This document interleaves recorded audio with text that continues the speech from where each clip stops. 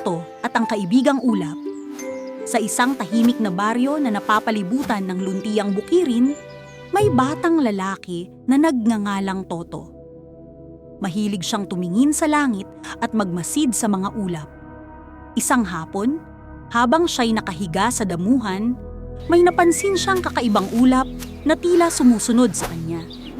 Toto, nagtataka. Bakit parang sinusundan mo ako? Biglang gumalaw ang ulap at naganyong parang ngiti. Ulap, malambing ang tinig. Hindi kita sinusundan. Gusto lang kitang maging kaibigan.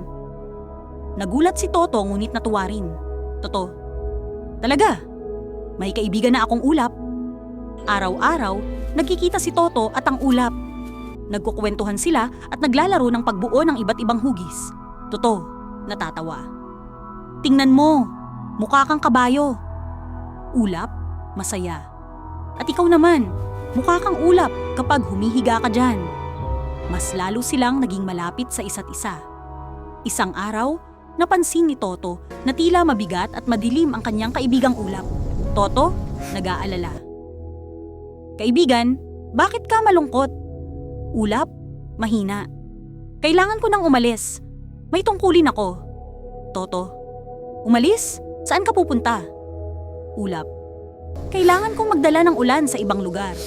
May mga lupang tuyot na nangangailangan ng tubig. Nalungkot si Toto. Toto, naluluha. Ibig sabihin, hindi na tayo magkikita? Ulap, babalik ako Toto, at kahit wala ako, makikita mo pa rin ako sa bawat patak ng ulan. Unti-unting lumayo ang ulap at nagsimulang umulan. Habang nakatayo si Toto sa ilalim ng ulan, ipinikit niya ang kanyang mga mata. Toto, mahina. Salamat kaibigan. Bumalik ka ha.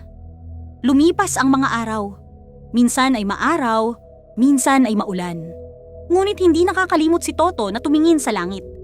Isang hapon, may nakita siyang ulap na pamilyarang hugis. Ulap, masayang tinig. Toto, bumalik na ako. Toto, tuwa. Kaibigan, namiss kita. Mula noon, mas naunawaan ni Toto na ang tunay na kaibigan ay hindi laging nasa tabi mo, ngunit mananatili sa puso mo kahit saan pa siya mapunta. Aral ng kwento. Ang tunay na pagkakaibigan ay hindi nasusukat sa layo o panahon. Kahit magkahiwalay, ang tunay na kaibigan ay laging nagbabalik at nananatili sa puso.